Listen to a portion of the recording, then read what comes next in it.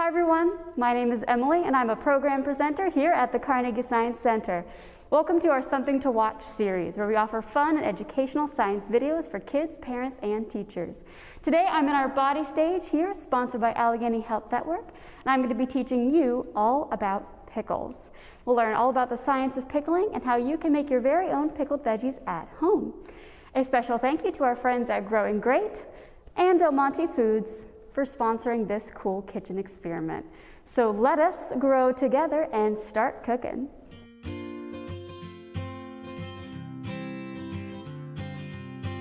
All right, so first off, I'm gonna wash my hands with some soap and water. This should always be your first step when cooking because it helps keep your food safe and clean. Now, in order to communicate effectively with you all, but keep my friends here at the Science Center safe, I'm actually going to switch over to this clear face shield and remove my cloth mask underneath.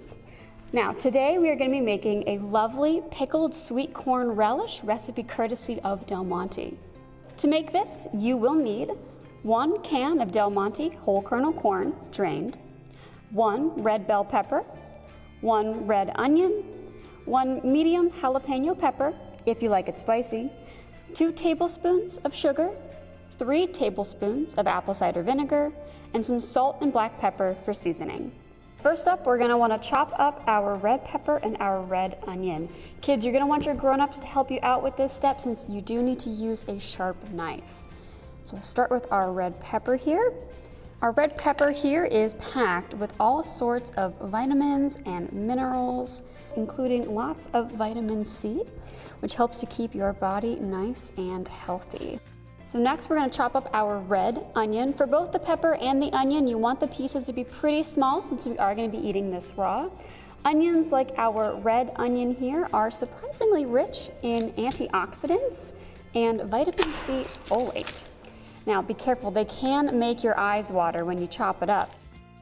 So the last vegetable we have to chop up here is our jalapeno. Now you don't need to use the jalapeno in your recipe if you don't want to, but I like that extra little kick, so I am going to use it in mine. So now that we're done chopping up our pepper, I'm going to wash my hands just one more time, but this time I'm doing it to get rid of the jalapeno's capsaicin. Now capsaicin is the molecule that makes hot peppers spicy, so just to be safe, I wash my hands one more time. So now we have all of our veggies chopped up. It's time to add the final ingredient, our whole kernel corn. Now, you might be thinking, oh, wait a minute, I thought this was a recipe about pickles. Don't we need some cucumbers to make pickles? Well, you're right. Most pickles you've probably had are made by pickling cucumbers. I actually made these at home a few months ago, and it took lots of time and fancy pickling equipment to make them.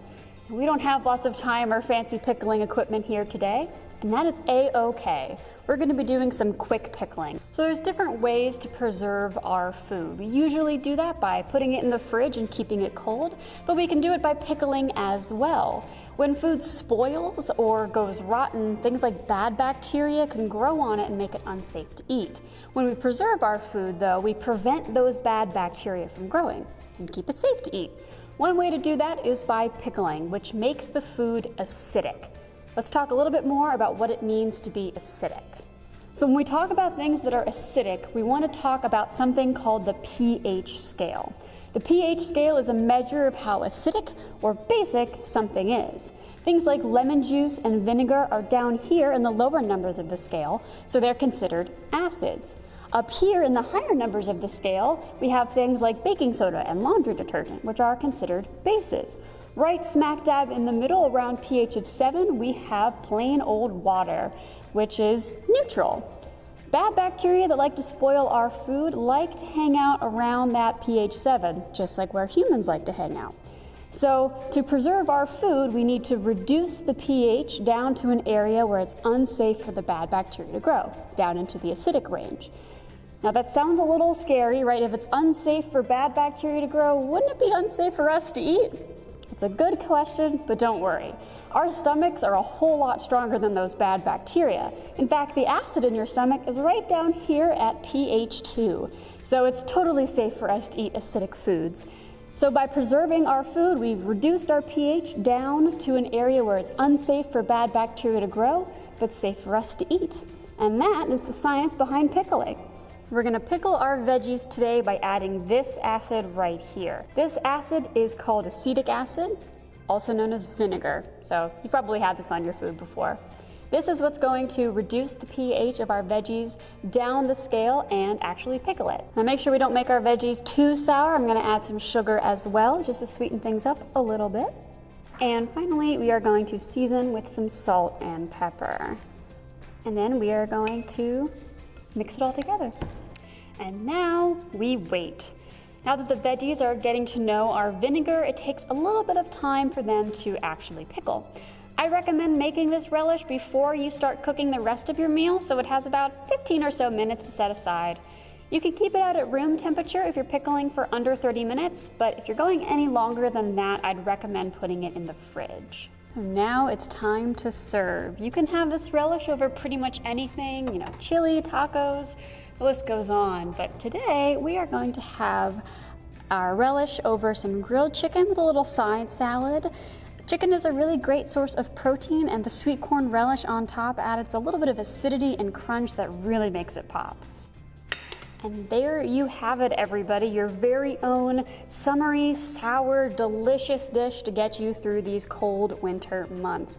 Try it out at home sometime if you can. It's super easy and can make any good dish great. And thank you so much for joining us today at our body stage here at the Science Center, sponsored by Allegheny Health Network. And thank you to our friends at Growing Great and Del Monte Foods for this fun cooking experiment.